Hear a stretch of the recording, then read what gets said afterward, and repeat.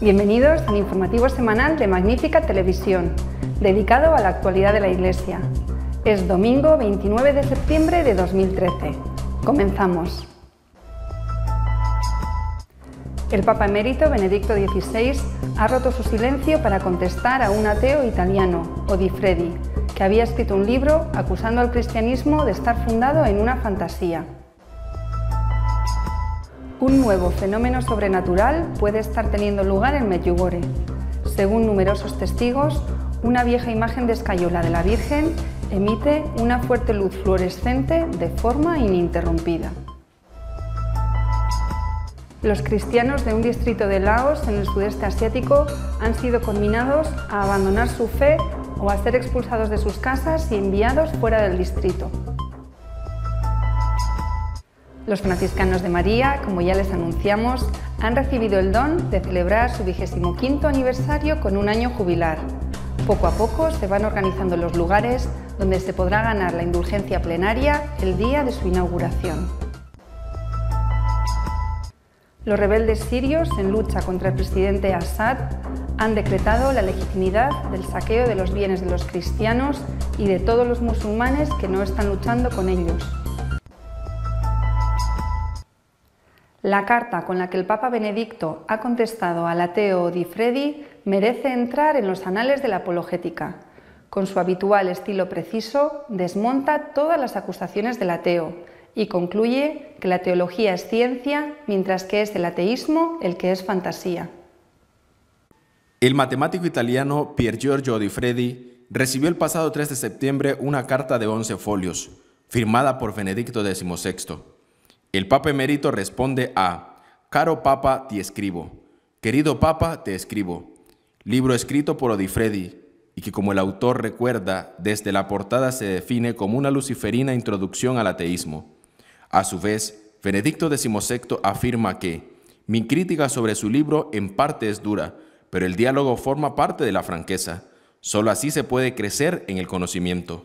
Al inicio de la carta, Benedicto XVI señala que usted me hace notar que la teología sería fantaciencia, pero le contesta: la fantaciencia existe en el ámbito de muchas ciencias y hace referencias a las teorías que Odifredi expone sobre el inicio y el fin del mundo, que, continúa Benedicto XVI, lo diseñaría como fantaciencia en el buen sentido.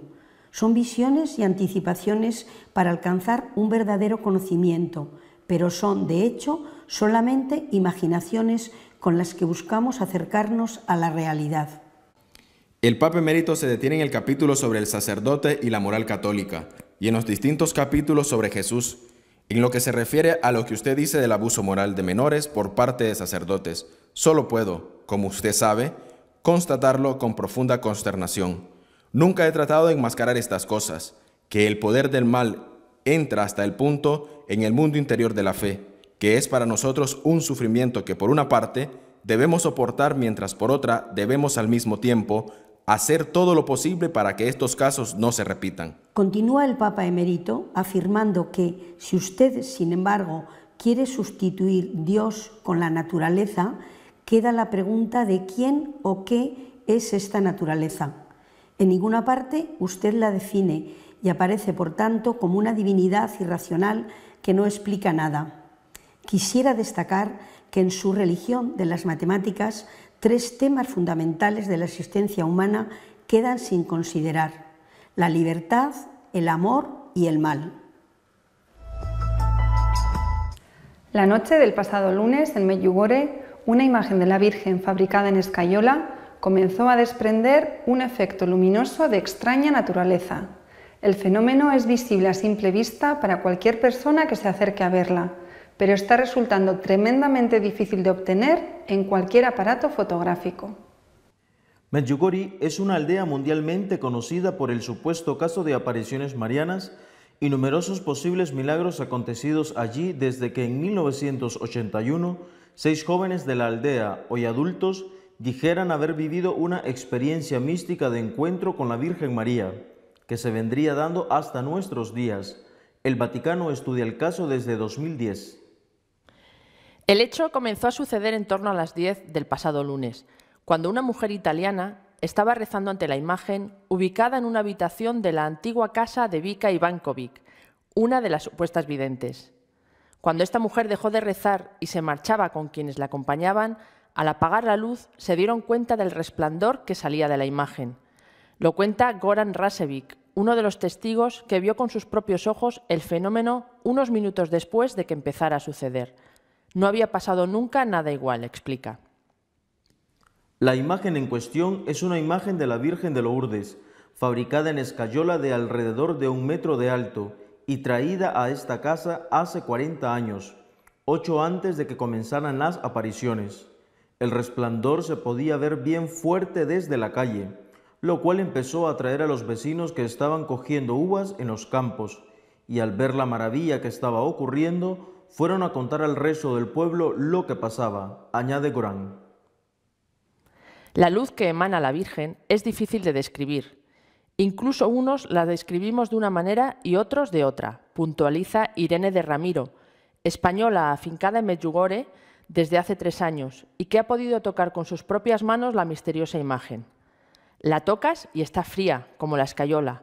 No desprende ningún tipo de calor, pero sí una luz muy cálida, de un color parecido al celeste, con una intensidad muy fuerte, pero que no deslumbra. Sin embargo, desde la calle se ve muy bien que hay una fuente de luz en la habitación, explica.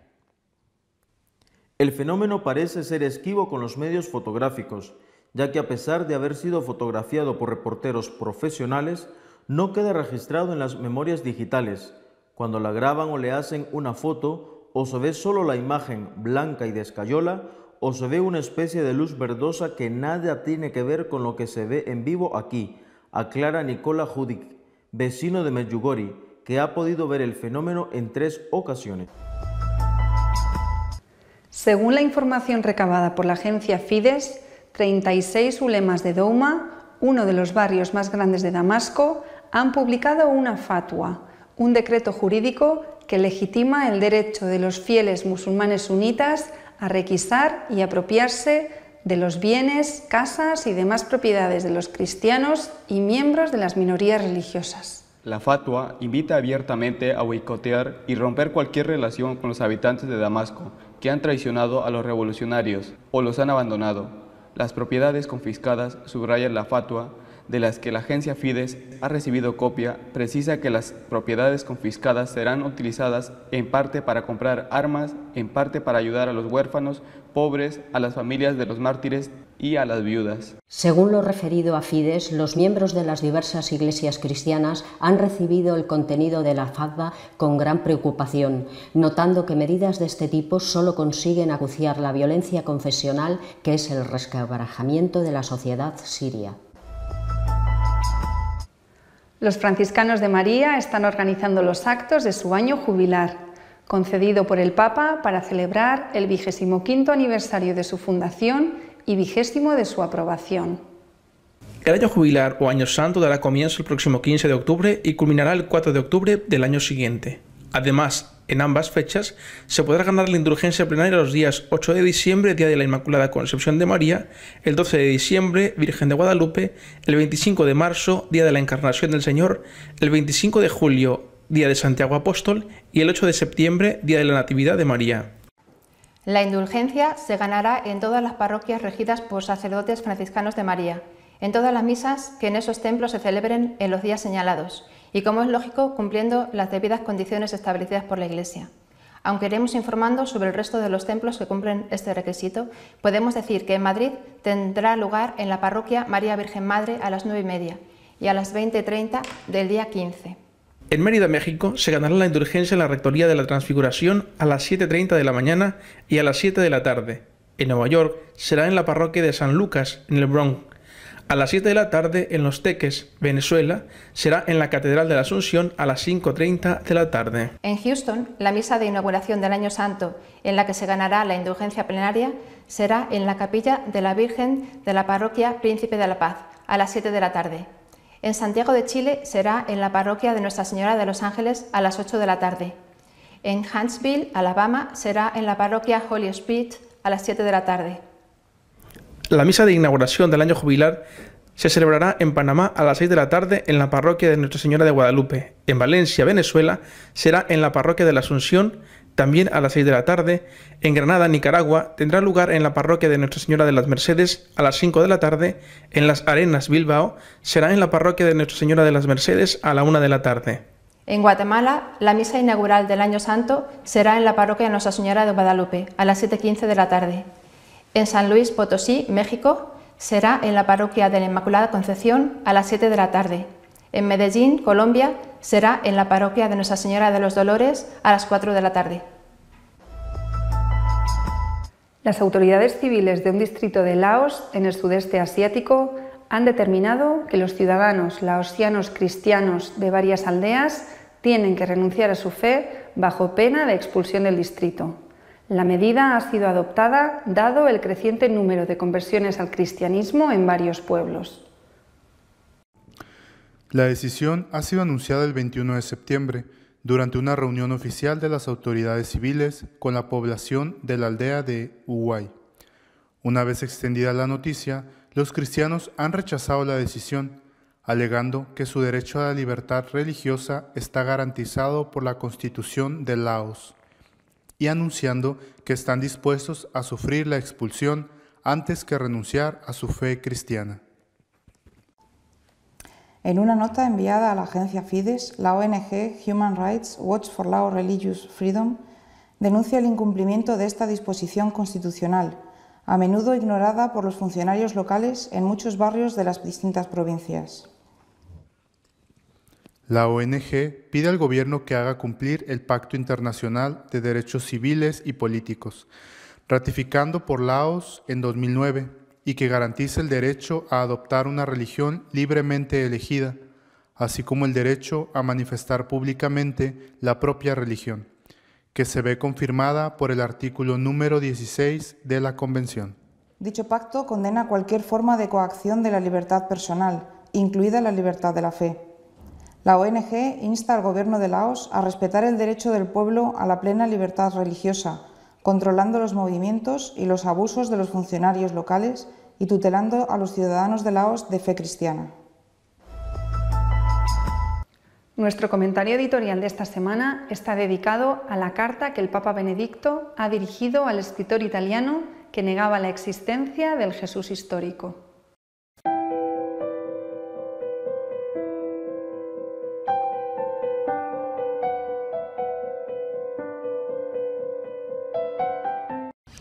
El Papa Benedicto XVI, el Papa emérito, que vive en un retiro voluntario después de su abdicación como pontífice, dedicado a algo tan importante, tan necesario como es la oración, nos ha regalado estos días, en sus escasísimas apariciones en la vida pública, un tesoro que creo que debe de entrar en la antología de la apologética. Una carta a un matemático que presume de ser ateo, un matemático italiano. No es que los matemáticos sean precisamente personajes muy conocidos, como los cantantes o los deportistas, pero en este caso es un matemático mediático que le gusta mucho ir a los programas de televisión y que es, digamos, el ateo oficial de Italia. Bueno, se llama Odifredi, y este Odifredi ha escrito un libro que él mismo lo titula como una introducción luciferina, o sea, demoníaca al ateísmo, digamos, en respuesta a aquella introducción al cristianismo que escribió hace tantos años el entonces cardenal Ratzinger. El caso es que Odifredi le ha dedicado el libro al Papa Benedicto, se lo ha enviado, y el Papa Benedicto nos ha hecho a Odifredi el enorme favor, porque sus libros se van a vender más, pero a nosotros nos ha hecho el gran regalo de una respuesta que es impecable, que es perfecta. Entre otras cosas, Odifredi le decía al Papa que la teología no es ciencia, que solamente es ciencia la matemática. Le decía al Papa, además, que Jesucristo es un personaje de ficción, que no existió, que bueno, y le decía al Papa que en la historia de la Iglesia solamente hay basura. El Papa Benedicto recoge estas palabras de Odifredi, es decir, que son las palabras estándar que continuamente estamos teniendo que escuchar y soportar tantos católicos, recoge estas palabras y va desmontando una a una todas sus piezas. Le dice: usted nos acusa a nosotros de hacer ciencia ficción, de hacer fantasía, teología, pero en cambio usted realmente no afronta con su ateísmo los grandes problemas del hombre, el problema de la libertad, el problema del dolor, el problema del amor, y le dice usted lo que está haciendo es en realidad fantaciencia. Creo que esta es una palabra que deberíamos de incorporar a nuestro vocabulario para cuando estos ateos agresivos, no todos lo son, pero muchos sí, estos ateos agresivos nos atacan, decirle, oiga, pero usted, ¿qué está demostrando? ¿Está usted demostrando la no existencia de Dios? O, como lo dice el Papa Benedicto a Odifredi, lo que está usted haciendo es una fantasía. Es decir, está usted dando por supuesta una cosa que no logra demostrar, aunque usted dice que se basa en las matemáticas. Y le dice, nosotros, con tantos siglos de teología, podemos decir que la teología ha producido realmente unos frutos consistentes y duraderos. Y además le dice, parece mentira que usted niegue la historicidad de Jesucristo. No se ha tomado usted la molestia ni siquiera de leer nada. Y le cita unos cuantos libros fundamentales que confirman sin ningún tipo de duda no solamente la historicidad del Señor, sino la historicidad de lo que los evangelios nos presentan como la vida, los hechos, las enseñanzas de Jesucristo. Y otra de las cuestiones, en la Iglesia hay mucha basura, en la Iglesia le dice el Papa Benedicto, es sabido que yo he luchado contra la pederastia, que me he esforzado en contra de eso y que por desgracia existe, pero no hay que olvidar que hay más pederastia en otras profesiones. No cita, podía haber citado la profesión de los matemáticos o de los profesores o por ejemplo de los periodistas, no digamos de los políticos, de los abogados, de decir, oiga, cójame usted una profesión cualquiera, la que usted quiera, y vamos a hacer un porcentaje de cuánta gente de esa profesión ha hecho uso en algún momento del abuso a los niños. Vamos a ver cuántos son en cambio entre los sacerdotes. La mayor parte, y es sabido, lo dice el Papa, la mayor parte de los abusos a menores tienen lugar dentro de las propias familias y por familiares cercanos, a veces por sus propios padres o por los compañeros sentimentales de sus mamás. Es decir, no justifica el Papa Benedicto de ningún modo, en ningún caso, lo condena tajantemente, dice que es una lacra espantosa que nos hiere profundamente el que existan sacerdotes pederastas. Pero dice, oiga, seamos reales, seamos realistas. Hay muchísimos más en otras profesiones que el porcentaje que existe en esta. Y eso nadie lo comenta, ni usted, estimado señor Odifredi. Y por otro lado dice, en 2000 años de historia, lo que nosotros podemos presentar, ciertamente es historia de pecado, pero también historia de gracia, historia de santidad. Hay tantos y tantos, no solamente en el pasado, sino en el presente, santos, personas que en el nombre de Cristo están haciendo el bien, que no es justo que usted se fije en una parte que es negativa y olvide usted la inmensa mayoría que es tan positiva. Yo creo que nosotros, católicos, tenemos que aprender también a hacer apologética. Es decir, nosotros también tenemos que aprender con mucha calma, siempre con paz, con una sonrisa, a veces con ironía, a veces diciendo con palabras delicadas que el que tenemos delante es un ignorante, como ha hecho el Papa Benedicto con Odifredi, porque ni siquiera se ha tomado la molestia de leer un libro que demuestre la historicidad de Cristo, es decir, pontifican sobre todo sin saber de nada, son unos soberbios ignorantes, que es lo peor que puede ser un soberbio, es decir, ser un ignorante y encima creer que es un sabio. Bueno, pues a estas personas que nos rodean tenemos que aprender a tratarlas y a no callar, a defender a la Iglesia, a defender al Señor, a defender a la Santísima Virgen, con argumentos, con paz, sin violencia ninguna, pero con una formación sólida que nos permita afrontar a los Odifredis de la vida que tienen fantaciencia, aunque ellos se crean que lo que tienen es ciencia verdadera. Hasta la semana que viene, si Dios quiere. Por último, un resumen de otras noticias que han tenido lugar en la Iglesia durante esta semana. Queridos hermanos y hermanas, en el credo profesamos la fe en la Iglesia que es una. En efecto, la Iglesia es única y es en sí misma unidad, aunque esté esparcida por todo el mundo y haya muchas diversidades. Lo hemos visto en la reciente Jornada Mundial de la Juventud en Río de Janeiro. Tantos rostros, tantas lenguas, tantos lugares de proveniencia.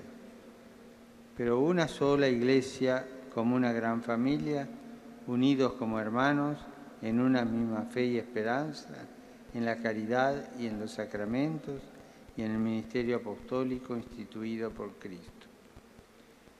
¿Vivimos así o estamos encerrados en nosotros mismos en nuestro propio grupo, nos preocupamos por los demás, aunque estén lejos, rezamos por ellos, especialmente por los cristianos que están perseguidos. A veces surgen tensiones y conflictos que hieren a la unidad de la Iglesia, pero somos nosotros quienes la provocamos. Y una de las cosas que más desunen a la Iglesia es el chismerío. Un cristiano no puede ser chusma, no puede andar hablando mal de otro. Le conviene primero morderse la lengua y después hablar mal de otro. Por eso hay que fomentar siempre la comunión en todos los ámbitos de la vida para crecer en la unidad que Dios nos da y también para favorecer el camino ecuménico. Y como esta unidad no es fruto de acuerdos humanos, sino obra del verdadero artífice, el Espíritu Santo, hemos de pedirla con perseverancia en la oración. Saludo con afecto a los peregrinos de lengua española, en particular a la comunidad del Colegio Mexicano de Roma, a las peregrinaciones diocesanas de Tarazona, con su obispo Eusebio Hernández, y de Tortosa, con su obispo Enrique Benavente, así como a los demás grupos venidos de España, Argentina, Costa Rica, Ecuador, Guatemala, México y otros países latinoamericanos. Muchas gracias.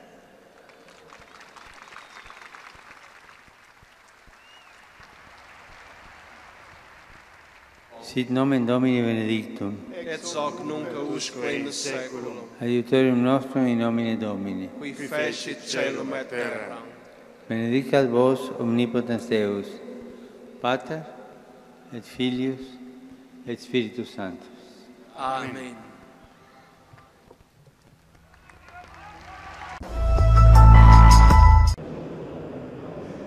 Uno de los 8 cardenales convocados por el Papa para aconsejarle en la reforma de la curia y en el gobierno de la Iglesia considera este encuentro el inicio de un nuevo rumbo. Creo que los católicos pueden esperar muchos cambios. Me refiero a cambios de dirección, pero no creo que después de las reuniones se produzcan cambios bruscos. No creo que eso ocurra. Los 8 cardenales han reflexionado sobre una lista de temas propuesta por el Papa, entre ellos el papel de la mujer en la Iglesia o los procesos de nulidad matrimonial. De momento, el grupo está citado para el primer día de octubre. Después de ver al Santo Padre sabremos qué es lo que realmente quiere. Espero que podamos acercar las iglesias locales al Papa desde la base, algo a lo que el Santo Padre realmente da mucha importancia. Para el cardenal Oswald Gracias, la reforma debe ajustarse a las necesidades del momento actual, tanto dentro como fuera de Europa. Es lo que el Santo Padre intenta decirnos: volved a lo básico, volved a lo esencial.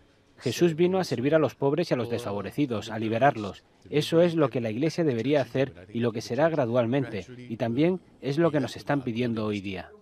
El cardenal de Bombay es el único representante de Asia en estas reuniones. Le acompañarán otros 7 de otras zonas.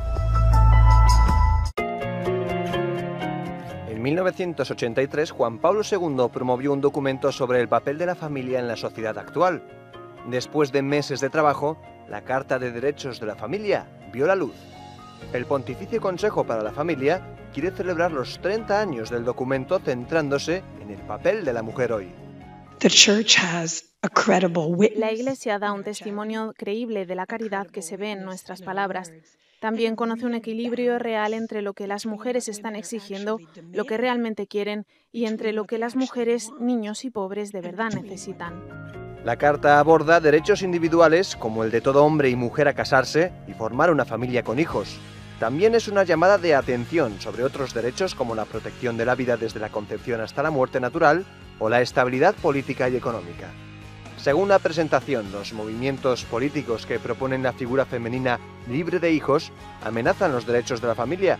Estos movimientos presentan sus políticas como claves para la educación y la inserción laboral, pero ignoran lo que realmente quieren las mujeres.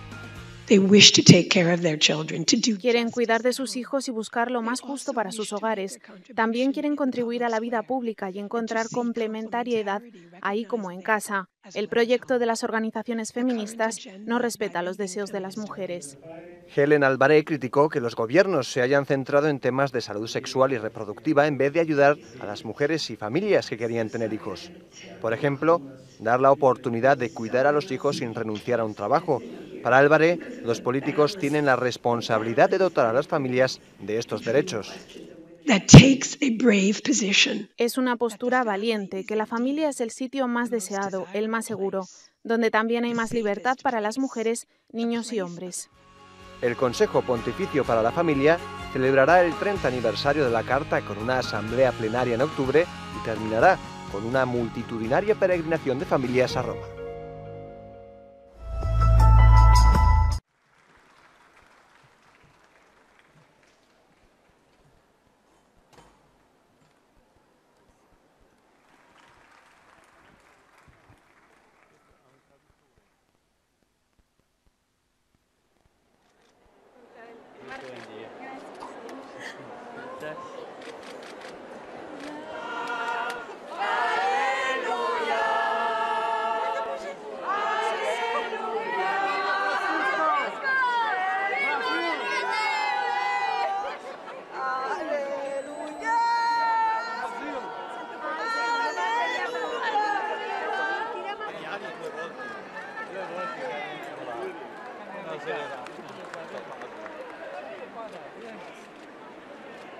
Santo Padre, un grazie sincero per aver accolto il nostro invito ad essere presente oggi qui per rafforzare con la sua parola e il suo insegnamento il cammino di tanti responsabili della catechesi.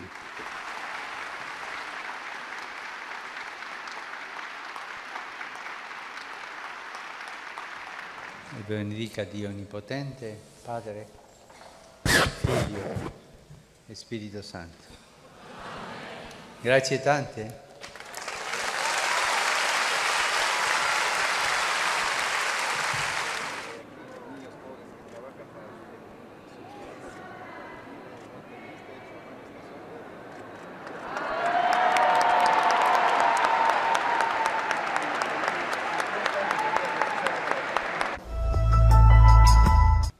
Si desean estar al día de lo que va sucediendo en la Iglesia, pueden hacerlo en nuestra página web de noticias y apologética católicosonline.org.